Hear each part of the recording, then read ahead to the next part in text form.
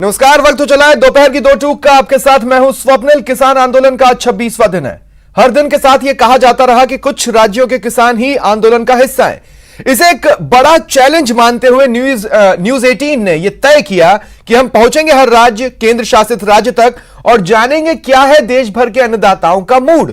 और आज सामने आया है वो मूड न्यूज 18 के सर्वे के रूप में। आज 2 में बात देश के सबसे बड़े मुद्दे पर चल रहे सबसे बड़े आंदोलन की और उससे जुड़े देश के सबसे बड़े नेटवर्क 18 के सबसे बड़े सर्वे की।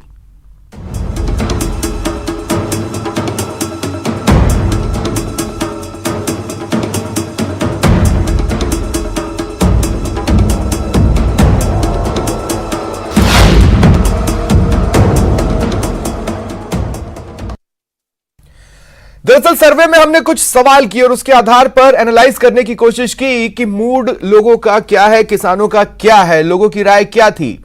ये आपको बताते हैं। प्रमुख तौर पर हाइलाइट्स जान ले इस न्यूज 18 के, इस सर्वे की, नेटवर्क 18 के सबसे बड़े सर्वे की।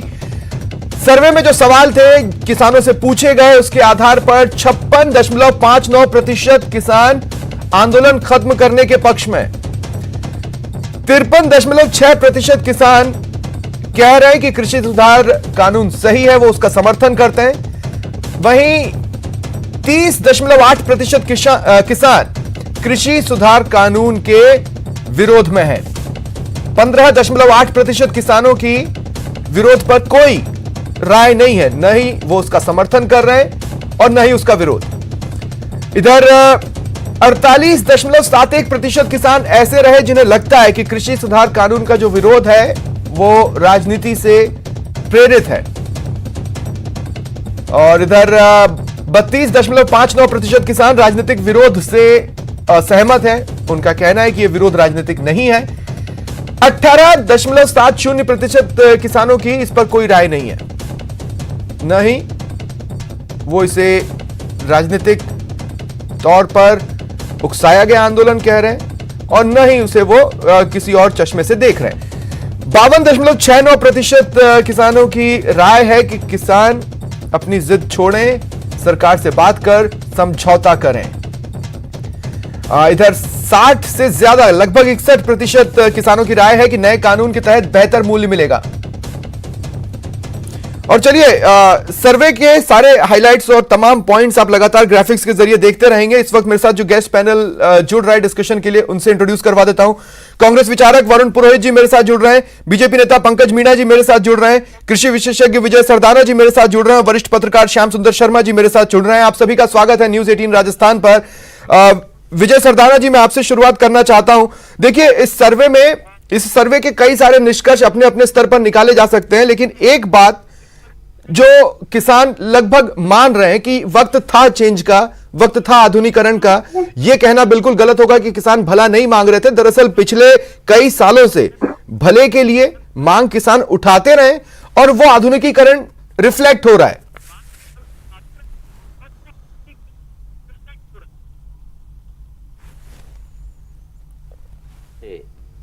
उनका क्या संबोधन था? उन्होंने कहा था कि हमारी बरसों पुरानी डिमांड आज मान ली गई है, हम सरकार का धन्यवाद करते हैं।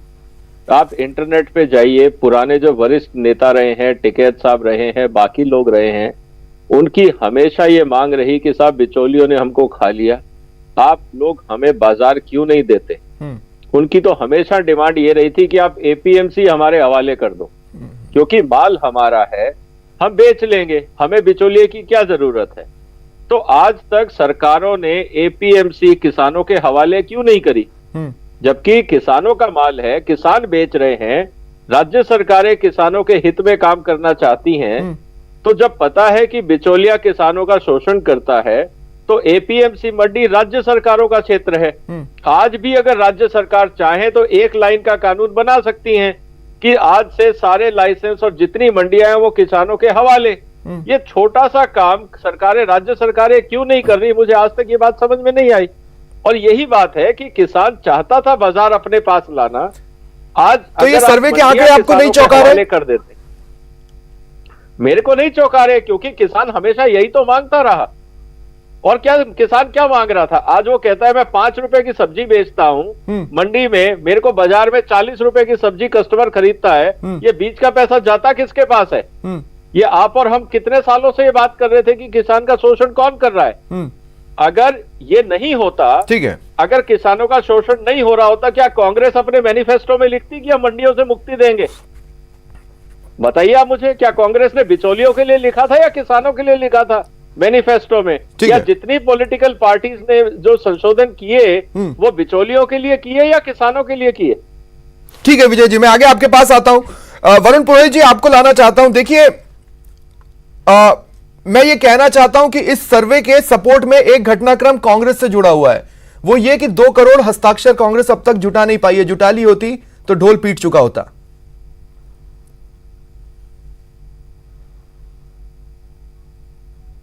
स्वप्निल जी, सबसे पहले तो आपको बधाई, आपने किसानों की समस्या के ऊपर एक नेशनल टीवी चैनल जो इंटरनेशनल भी है उसने एक सर्वे किया। अब वो पक्ष विपक्ष तो अलग बात है, कितने किसानों से किया कितने, ये तो आपके जिन्होंने सर्वे किया उनको पता होगा, मुझे डिटेल नहीं पता। ठीक है, लेकिन जैसे stone age, iron age, bronze age हुआ करती थी, मैंने वैसे किसानी को मैं सौभाग्यशाली मैंने देखा है। जब से देसी गेहूं होता था एक पक्की बीघा में 8 मन 7 मन, उसके बाद कल्याण सोना आया और 20 मन होने लगा, फिर फार्मी गेहूं हुआ 30-35 मन होने लगा। जब से मेरा भाग्यशाली हूं, मैंने बचपन से किसानी देखी, खुद ने करी। रही बात ये बार बार कभी ये विजय सरदाना जिन में कांग्रेस करने लग गए, भैया आप कृषि विशेषज्ञ हो, कृषि के बारे में तो बता नहीं रहे हो, कांग्रेस कर रहे हो। ये कांग्रेस का द्वारा चलाया हुआ आंदोलन नहीं है। हाँ, नहीं, ये कांग्रेस का आंदोलन नहीं है, लेकिन एक आंदोलन जो कांग्रेस ने शुरू किया वो ये किया था कि हम देश भर में 2 करोड़ हस्ताक्षर जुटाएंगे। अगर आपको 2 करोड़ हस्ताक्षर मिल जाते तो ये सर्वे के आंकड़े डिफरेंट होते। मैं आपकी बात पे आ रहा हूं, पहले उनका मैंने जवाब दिया। हाँ, नहीं, मैंने उनका जवाब दिया, उनको कांग्रेस करने के बजाय खुद के व्यू दिखाने चाहिए थे। अब मैं आपकी बात कर रहा हूं, 2 करोड़ ठीक है, 2 करोड़ में कुछ कम रह गए होंगे, वो कोरोना काल की वजह से चुनाव आ गए बीच में, वो पूरे कंप्लीट करके जमा कराए जाएंगे। वो कोई बड़ा प्रश्न नहीं है, हर पॉलिटिकल पार्टीज अपने हिसाब से प्रोग्राम नहीं, पर लक्ष्य वाली डेट चली गई ना। किसानों की समस्या और वो जो आंदोलन कर रहे हैं, सर आपको मैंने कहा किसान खुद एक आंदोलन है, उसका जीवन। आप मुझे बताइए, भी बात कर रहे थे बीजेपी के कोई भी, मोदी जी, अमित शाह जी, स्मृति ईरानी जी, इनको आप भेज दो 7 दिन के लिए पानत करने इस सर्दी के अंदर, इन दौरों में, उन कंडीशंस में मैं आज कायल हो जाऊंगा, आपका आज भारतीय जनता पार्टी ज्वाइन कर लूंगा। है इनकी हिम्मत रात में सर्दी में पानत करने? नहीं, ये आंदोलन आपसे भारतीय जनता पार्टी ज्वाइन करवाने के लिए नहीं चल रहा है, आप भी जानते हैं ये बात। लेकिन ठीक है वरुण पुरोहित जी, मैं आगे भी आपके पास आऊंगा। कांग्रेस करने लग जाते हैं हर बात में, क्या बात करते हैं? नहीं, लेकिन आज एक अजीब सा घटनाक्रम और हो रहा है। देखिए, मैं जब ये डिबेट कर रहा हूं ना, शाम तक मेरे साथ क्या होगा वो मैं श्याम सुंदर जी से बात करूंगा, लेकिन उससे पहले पंकज मीणा जी, मैं आपके पास आ रहा हूं। देखिए, ठीक है, इस सर्वे के आंकड़े आपकी बातों को बल देते हैं, लेकिन ये सर्वे ये भी बताता है कि नहीं, एक पोर्शन है किसानों का जो कि विरोध कर रहा है, जिन्हें आप नहीं समझा पा रहे हैं, और वो पोर्शन भी ऐसा नहीं है कि नगण्य है, ठीक ठाक है। स्वप्निल जी, सबसे पहले तो मैं आपके चैनल की प्रशंसा करना चाहूँगा। आपने तमाम विपक्षी दलों को और साथ में जो पॉलिटिकली फ्रस्ट्रेटेड व्यक्ति वहाँ आंदोलन कर रहे हैं, या यूँ कहो कि जो पॉलिटिकल फ्रस्ट्रेटेड पार्टियाँ उनको बैकिंग दे रही है, उनको आपने आईना दिखाने का काम किया है।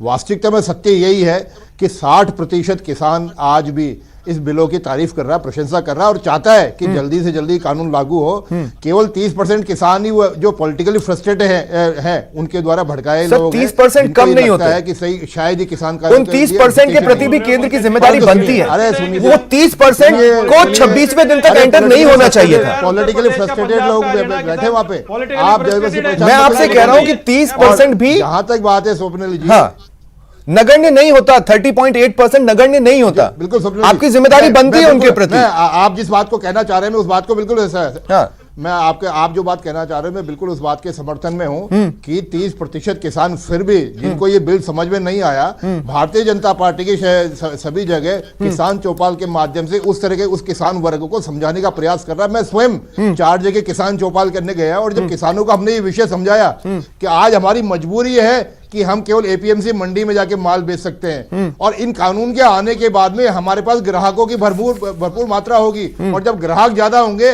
तो किसान को अपनी फसल का सही मूल्य मिलेगा। जब किसानों को ये बात समझाई गई तो मैं जितनी जगह गया मेरे को अच्छे से याद में है कि एक भी व्यक्ति ऐसा नहीं था जिसने ताली नहीं पीटी हो। अब नहीं देखिए, अब देखिए ऐसा नहीं है, अब बिल्कुल ऐसा नहीं है। अब देखिए पंकज जी, ये अतिशयोक्ति क्यों है मैं आपको बता रहा हूं। हम भी जब सर्वे के लिए पहुंचे तो आप जिस धड़े की बात कर रहे हैं ना कि एक भी व्यक्ति नहीं था, वैसे हमको मिले हैं लोग।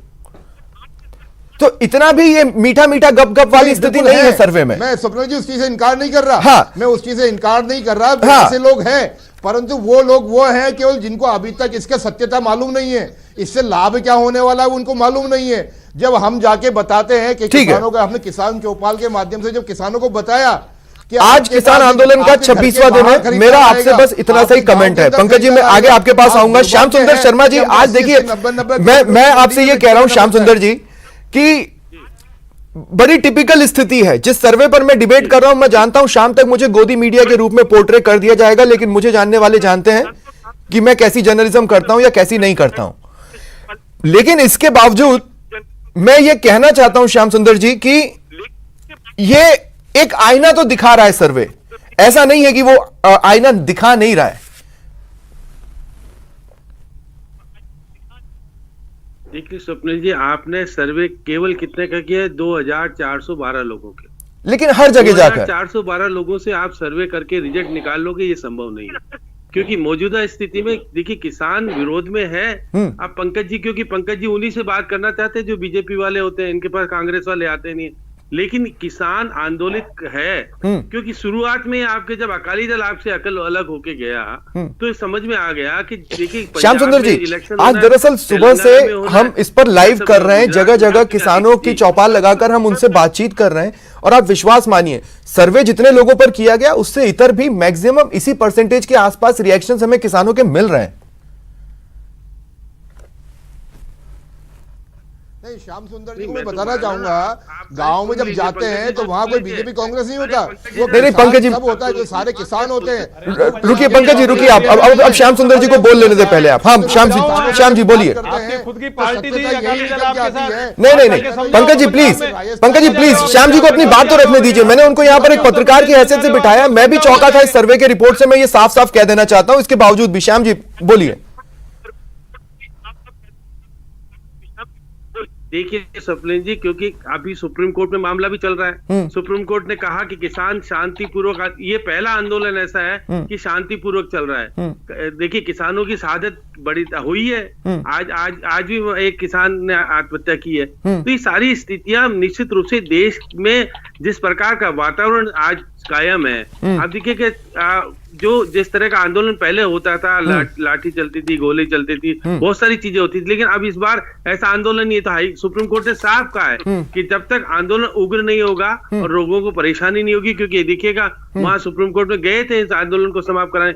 अब सुप्रीम कोर्ट जो डायरेक्शन दे देगा तो निश्चित रूप से आंदोलन के ऊपर प्रभाव पड़ेगा। तो निश्चित रहे कि तालबे जी का जो करना, सब कुछ करना, ये बात स्पष्ट है। लेकिन बातचीत का सिलसिला 6 बार हो चुका। फिर कृषि मंत्री जी कह रहे बातचीत करना चाहते हैं, प्रधानमंत्री जी एमपी के लोगों से बात कर लेते हैं वीसी के माध्यम से, लेकिन बातचीत होनी चाहिए। और ये मामला जिस प्रकार से एमएसपी वाला मामला मेन है, एमएसपी का लिखित में देने के लिए तैयार है तो आप नहीं, लेकिन एमएसपी पर ही 53.94% किसान ये कह रहे हैं कि लिखित ऑफर अगर केंद्र कर रहा है तो हम उसका समर्थन कर देते हैं, हमारे लिए उतना इनफ है। विजय सरदाना जी, मैं आपके पास एक बार फिर आ रहा हूं। और विजय जी, मेरा सवाल आपसे यह है, दरअसल ये कृषि कानून शायद इनोवेशन और क्रॉप रोटेशन को एक पैटर्न बना देगा, या मजबूरी हो जाएगी कि हमें अपने ही भले के लिए और भी आधुनिक होना पड़ेगा, जिसको 73% लोग कह रहे हैं कि हम करने को तैयार हैं। क्या ये विरोध की वजह बन रहा है? देखिए, आज आप देश की स्थिति को देखिए, आज हकीकत आपके सामने। आज हमारे पास शुगर, राइस, व्हीट के गोडाउन भरे पड़े हैं, जगह नहीं है रखने की। करोड़ों अरबों रुपए आपका और हमारा गोडाउन में बंद पड़ा है और सड़ रहा है। दूसरी तरफ हम 70% खाने के तेल का आयात कर रहे हैं। अगर आप आंकड़े उठा के देखें, पिछले साल इस देश ने करीब 1.5 लाख करोड़ रुपए का एग्रीकल्चर प्रोडक्ट इंपोर्ट किया। इसका मतलब क्या है? इसका मतलब ये है कि जो चीजें देश को चाहिए वो हम उगा नहीं रहे, और जो हम उगा रहे हैं वो देश को नहीं चाहिए, अब वो सरप्लस है हमारे पास। तो जब तक आप सरकारी इंटरफियरेंस रखेंगे, जैसे आप एफसीआई के हिसाब से खरीदते रहेंगे और किसान को बाजार की बात समझ में नहीं आएगी, तो किसान तो वही उगाता रहेगा जो इस देश को नहीं चाहिए।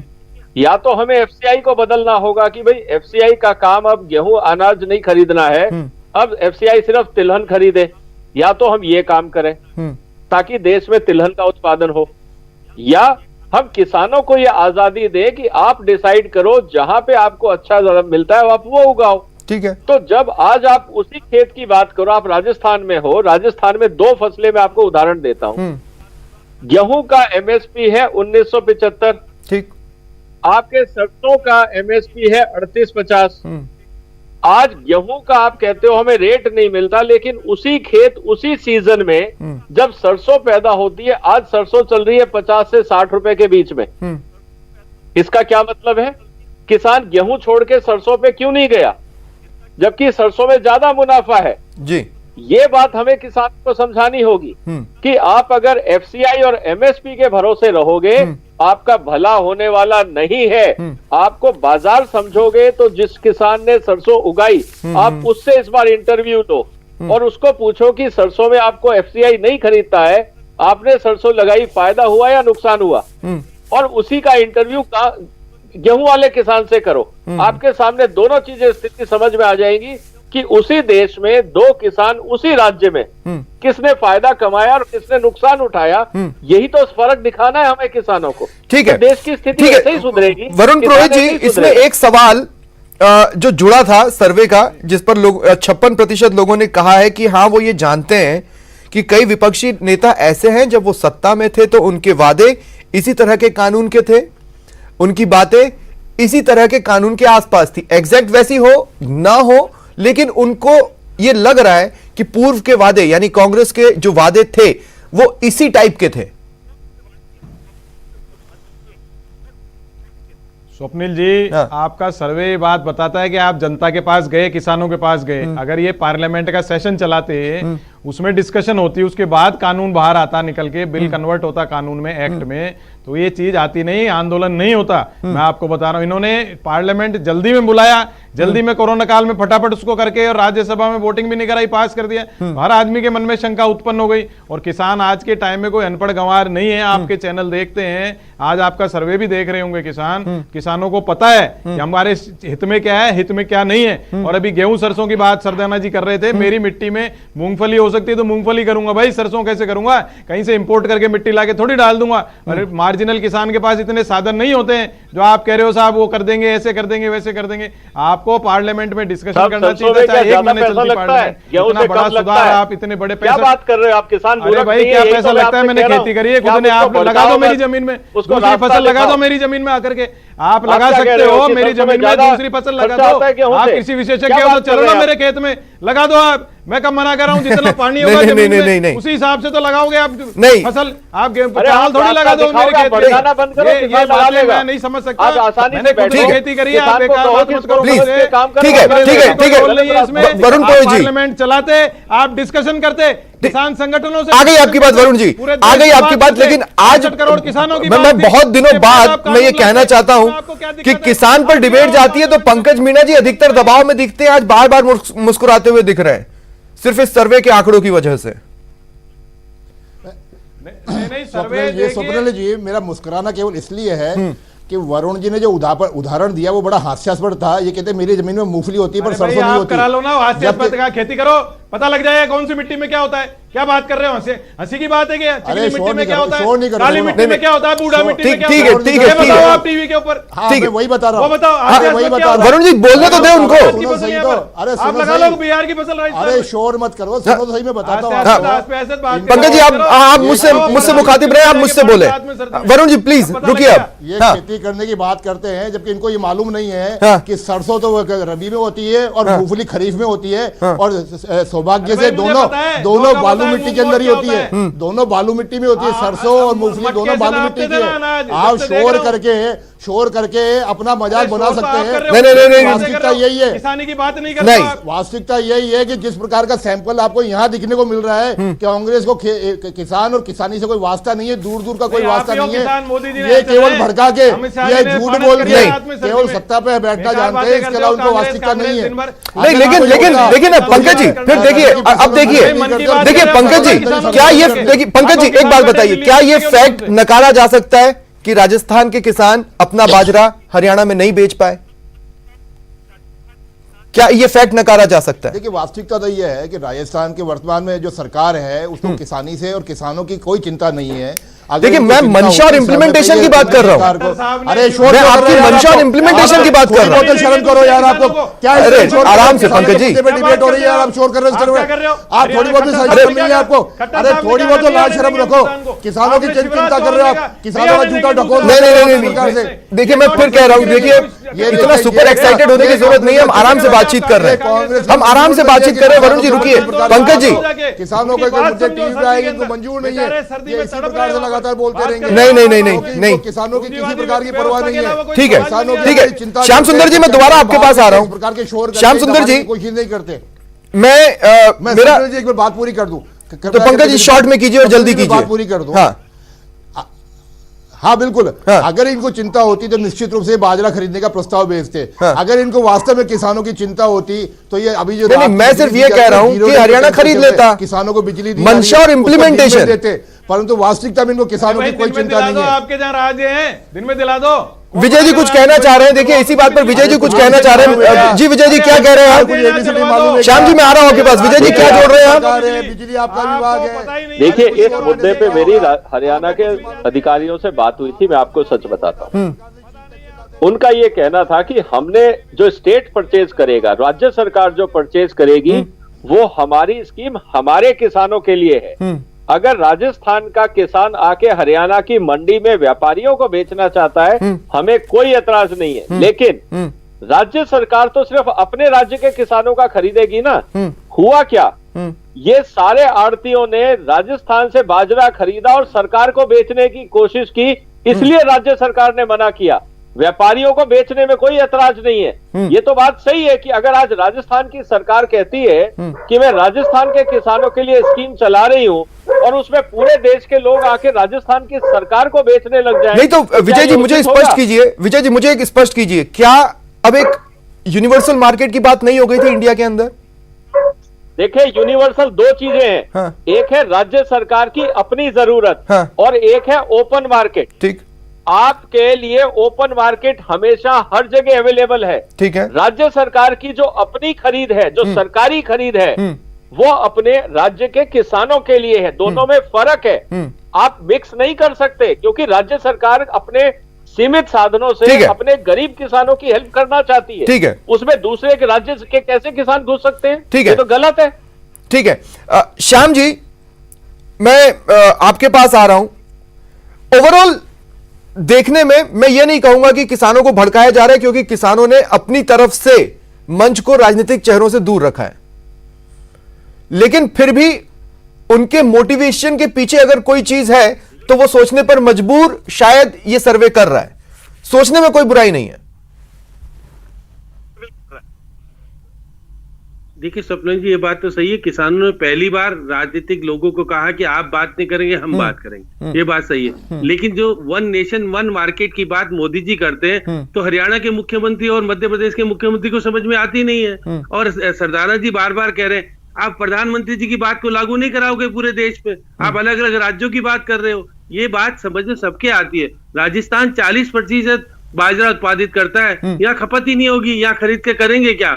इसलिए केंद्र सरकार का सहयोग जरूरी है। हाँ, प्रस्ताव नहीं भेजा, ये बात सही है, पंकज जी ने जो कहा ये बात सही है, लेकिन मैं सही कह रहा हूँ कि जब राजस्थान ने भी प्रस्ताव पारित किए थे तो उन्होंने भी अपने कानून में एमएसपी को कानूनी दर्जा नहीं दिया था, इसलिए मैं चाहता हूँ कानूनी दर्जा दे दिया जाए। सकता है आप बाहर से लेते हो। नहीं, the point being Sardana ji the point being कि आप हमें बाजरा ही देना चाहते थे जो कि हमारे पास ऑलरेडी एम्पल में है। स्टेट में झगड़ा मत कराइए आप स्टेट का झगड़ा कैसे चलेगा? हाँ देखिए, प्रधानमंत्री की बात है आज कि किसानों वन को नेशन यही वन तो मार्केट सीखना होगा है। और ये आप कानून कह रहे हो देश में हमारे पास लागू होगा बहुत तो सारा फिर बाजरा है, राज्य भैया कहाँ आपने से जब बाजरा ये लगाया, राज्यों से झगड़ा शुरू आपका हो जाएगा, राज्य सरकार फिर क्या तो कर रही कायम रहेगा थी? पुरानी आप बातें। बाकी राज्यों देखिए, से बहुत आप भी कुछ जो कह चीजें रहे हो मैं भी खरीद रहे समझ रहा हो हूँ। और वो चीज उगा रहे हो जिसकी मैं भी खपत समझ नहीं रहा है, हूँ, लेकिन तो ठीक है, राजस्थान की प्लानिंग ठीक है, का आप यही कहोगे तो फिर ठीक है, क्या चलिए, होगा? आप अपने चलिए, कुछ उगा नहीं पा रहे और मैं बहुत ज्यादा समय सभी को नहीं दे पाया, इसके लिए मैं माफी चाहता हूं, लेकिन फिलहाल मेरे पास ये समय खत्म हो रहा है। बहुत बहुत शुक्रिया आप चारों का मेरे साथ जुड़ने के लिए और इस बातचीत के लिए। ये थी दोपहर की दो टूक। नमस्कार।